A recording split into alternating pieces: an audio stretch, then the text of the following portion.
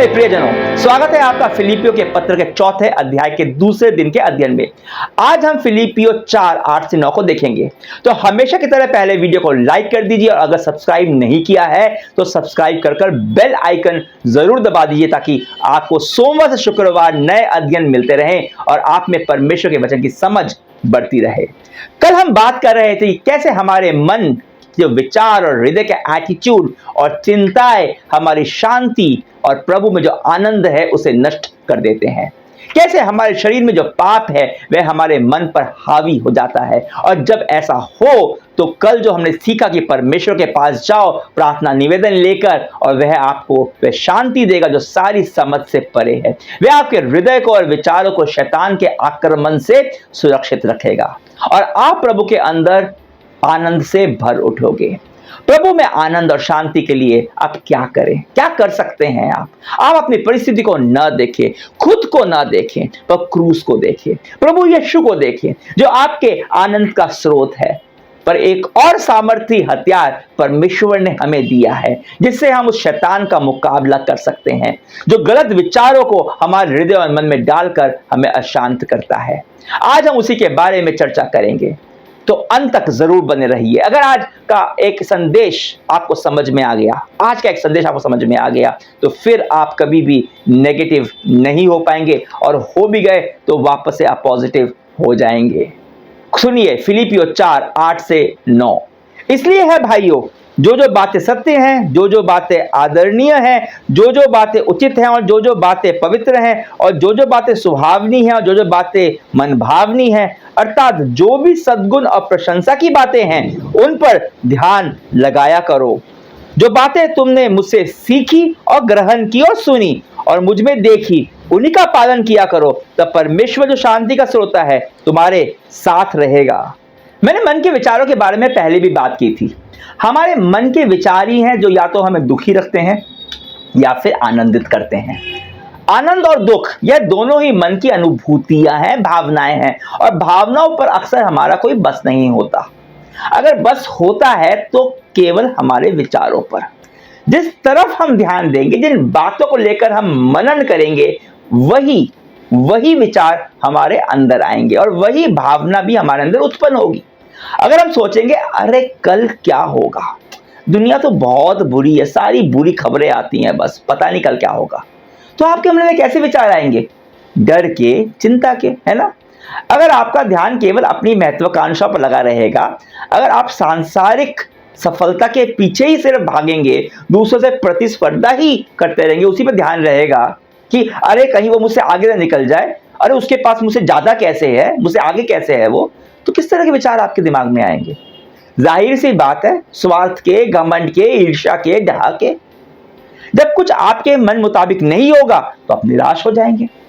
आप प्रार्थना तो करेंगे शायद क्योंकि आप विश्वासी हैं, पर होगा कुछ नहीं, क्योंकि जैसा मैं कहता हूं परमेश्वर आपकी परिस्थिति को नहीं, वह आपको बदलना चाहता है। और आप प्रार्थना करते हैं ज्यादा कि परमेश्वर तो परिस्थिति को बदल दे। परमेश्वर आपको बदलना चाहता है, वह आपको यीशु मसीह के स्वरूप में बनाना चाहता है। वह चाहता है कि आपका एटीट्यूड यीशु मसीह के जैसा बन जाए, आपका एटीट्यूड स्वर्ग के नागरिक जैसा हो, ना कि इस जगत के जैसा जो जिस विषय पर आप ध्यान लगाएंगे उसके बारे में ही आप सोचेंगे। वही विचार आपके अंदर उत्पन्न होंगे और वही विचार या तो आनंद की अनुभूति या फिर दुख, निराशा या परेशानी की अनुभूतियों को उत्पन्न करेंगे। तो पौलुस 8 आयत में कह रहा है कि अपना ध्यान का विषय बदल दो। वह कहता है कि जो बातें सत्य हैं, जो आदरणीय है, जो उचित हैं, जो पवित्र है, सुहावनी है, मनभावनी है, जिसमें सद्गुण और प्रशंसा है, उस पर ध्यान लगाओ। सबसे पहले पौलुस कहता है कि जो बातें सत्य हैं। अब जो दिखता है क्या वह सत्य है? जो हमें दिखता है, हमारी परिस्थितियां, हमारी समस्या, कुछ भी, वह हमारा तथ्य हो सकता है पर वह सत्य नहीं है। तथ्य, फैक्ट, ट्रूथ नहीं। आपकी परिस्थिति आपके नियंत्रण में नहीं है, यह तथ्य है, पर सत्य यह है कि परमेश्वर नियंत्रण में है और परमेश्वर आपके साथ है, यह भी सत्य है। दूसरा पौलुस कहता है जो आदरणीय है। क्या है आदरणीय? यह कौन है आदरणीय? केवल परमेश्वर ही है जो हमारे हर आदर के योग्य है। उसका सत्य ही है जो आदरणीय है, उसका प्रेमी है जो आदरणीय है। अगर आप जो आदरणीय है उस तरफ ध्यान नहीं दोगे तो आपका ध्यान उस तरफ जाएगा जो आदरणीय नहीं है, और फिर आपके विचार आदरणीय नहीं होंगे और ना आपका व्यवहार। तीसरी बात पौलुस कहता है, जो जो उचित है। क्या है उचित? जैसे परमेश्वर उचित कहता है वही उचित है। अगर आप अनुचित पर ध्यान लगाएंगे तो क्या आपके विचार आपके मन में आएंगे, जो क्या वो उचित होंगे अनुचित होंगे? फिर कहता है जो पवित्र है। अगर आपका ध्यान अपवित्र बातों पर लगा होगा तो पवित्र विचार तो नहीं आने वाले, आपके मन में अपवित्र विचार ही आएंगे जो आपको शर्मिंदा करेंगे, आपसे अपराध कराएंगे, परमेश्वर के साथ और दूसरों के साथ आपके रिश्तों को बर्बाद करेंगे। फिर पौलुस कहता है कि जो जो सुहावना है, मन भावना है। अगर आपका ध्यान जो सुहावना है, जो मन भावने के बजाय जो निंदनीय है, जो अप्रिय है, उसकी तरफ रहे तो आपके विचार में आलोचना रहेगी, निराशा होगी, कड़वाहट होगी। आप दूसरों के अंदर या तो इस संसार में सुंदरता है इसको आप नहीं देख पाएंगे, और आपके विचारों में ईर्ष्या होगी, आप दूसरों पर दोष लगाते रहेंगे।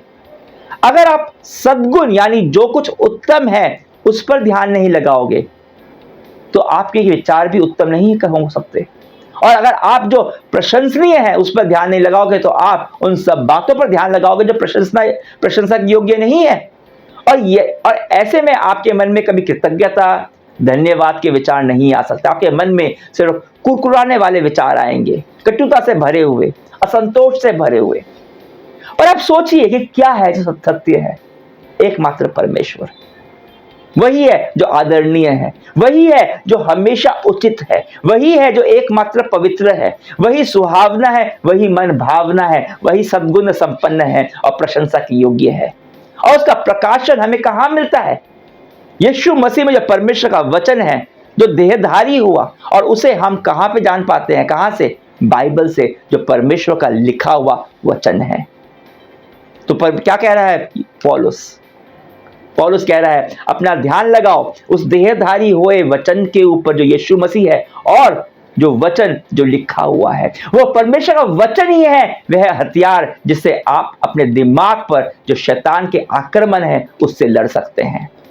जब आप यीशु पर और उसके वचन पर ध्यान लगाते हो तो आपके विचारों में वही होता है। आपके विचारों में उसका चरित्र, उसका प्रेम, उसका अनुग्रह, उसकी दया, उसकी क्षमा, उसकी सच्चाई यही रहती है। और परमेश्वर से अधिक पॉजिटिव कुछ हो ही नहीं सकता। और जब आपके विचार पॉजिटिविटी से भर जाते हैं, मतलब परमेश्वर से भर जाते हैं, उसके वचन से भर जाते हैं, तो आप नेगेटिव नहीं रहते।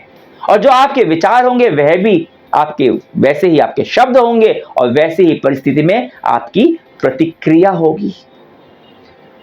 आप खुद से कोशिश करके जोर जबरदस्ती पॉजिटिव नहीं हो सकते। आप पॉजिटिव तभी हो सकते हैं जब आपके अंदर में परमेश्वर का वचन रहेगा। पौलुस 9 अध्याय में आयत में कहता है कि इन सब के लिए मैं तुम्हारा नमूना हूं। वह कहता है कि जो बातें तुमने मुझसे सीखी और ग्रहण की और सुनी और मुझ में देखी, उन्हीं का पालन किया करो। तब परमेश्वर जो शांति का स्रोत है तुम्हारे पास रहेगा। ऐसा नहीं है कि पौलुस सिर्फ ज्ञान दे रहा था, वह ऐसा कुछ नहीं कहता जो वह अपने जीवन में नहीं करता। वह कहता है जो बातें तुमने मुझसे सीखी और ग्रहण की, जो कुछ सुनी, पर साथ ही जो कुछ मुझ में देखी। पौलुस वह कभी नहीं कहता कि यह कर वह करो जो मैं सिखाता हूं, पर वो मत करना जो मैं करता हूं। वो ये नहीं कहता। वह कहता है मुझसे देखकर भी सीखो। एक साधारण मनुष्य होते हुए भी अगर मेरा स्वभाव यीशु मसीह के जैसा बन सकता है तो तुम भी कर सकते हो। मैंने जो सिखाया है, जो भी सुनाता हूं, उसे तुम इसलिए ग्रहण करो क्योंकि मैं वो करता हूं। अब मेरे भाई और बहनों, अब जहां पर भी हैं लोग आपको देख रहे हैं, आपके घर में आपके बच्चे, आपके पड़ोस में पड़ोसी, दफ्तर में आपके सहकर्मी, ऐसा कहीं नहीं है जब आपको कोई देख नहीं रहा और आप उन्हें क्या बोलते हो वह उसे ग्रहण नहीं करेंगे। जो आप सिखाओगे उसे वो एक कान से सुनकर दूसरे कान से शायद बाहर निकाल देंगे, पर जो आप में वो देखेंगे उस पर विश्वास करेंगे। अगर आपका ध्यान यीशु मसीह पर रहेगा, उसके वचन की सत्यता, उसकी उत्तमता पर रहेगा, तो आपके विचार में पवित्रता होगी। वे आदरणीय होंगे और आपका व्यवहार सुहावना और मन भावना हो जाएगा। आपके हृदय में प्रशंसा होगी, आपके मुंह में भी प्रशंसा होगी, विश्वास के प्रोत्साहन के बोल आपके मुंह से निकलेंगे। आपका व्यवहार में सत्यता होगी, आपका व्यवहार आदरणीय, आचरण पवित्र, उचित, सुंदर और प्रशंसनीय होगा। सोचिए फिर क्या होगा।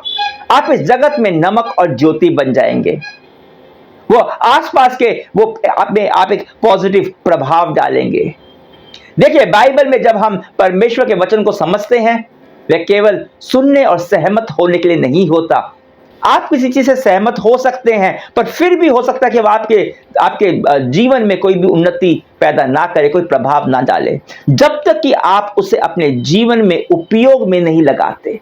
आप परमेश्वर का ध्यान तब तक नहीं लगा सकते जब तक आपके पास उसका प्रकाशन न हो, और प्रकाशन मिलता है उसके वचन बाइबल से।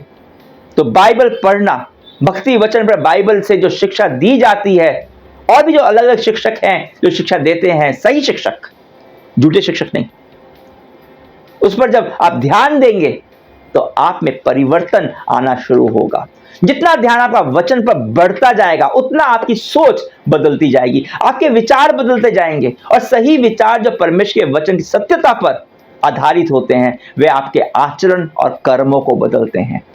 और जब आपके आचरण कर्म बदलते हैं, परिस्थितियां स्वतः बदल जाती हैं। तो अन्य लोग आप में यीशु मसीह को देखने लगते हैं। आज का वचन से क्या आपको आशीष मिली तो लाइक करें, ज्यादा शेयर भी करें, कमेंट्स भी जरूर करें, कम से कम परमेश्वर के वचन के लिए आमीन तो जरूर लिख दीजिए, प्रेज द लॉर्ड लिख दीजिए। और अगर आप मुझसे व्हाट्सएप के माध्यम से व्यक्तिगत रूप से जुड़ना चाहते हैं, कोई प्रार्थना निवेदन है या कोई सवाल है बाइबल से संबंधित, तो यह रहा मेरा नंबर, कमेंट्स में मैंने पिन कर दिया है। यह मेरा यूपीआई नंबर भी है। अगर आप मेरे साथ इस सेविकाई में भागीदार बनना चाहते हैं, अपने प्रेम भरा एक आशीष का बीज इस सेविकाई में अगर बोना चाहते हैं, सपोर्ट करना चाहते हैं, तो इसी नंबर पर यूपीआई के जरिए भी अपनी भेंट को भेज सकते हैं। कल हम बात करेंगे संतुष्टि के बारे में, जो हमारे प्रभु में आनंदित रहने में मदद करती है। तो कल हम फिर मिलेंगे। यीशु मसीह का अनुग्रह, पिता परमेश्वर का प्रेम और पवित्र आत्मा की सहभागिता आपके साथ बनी रहे हमेशा हमेशा के लिए। आमीन।